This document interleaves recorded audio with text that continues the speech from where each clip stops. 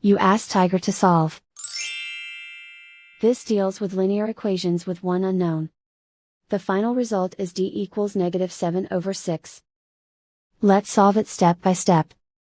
Group all constants on the right side of the equation. Subtract 28 from both sides. Simplify the arithmetic.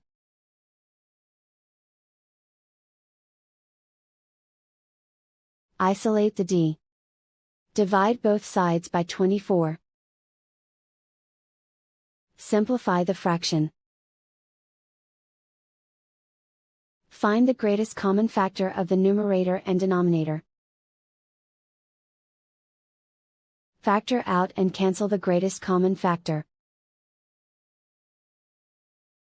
And so the final result is d equals -7/6.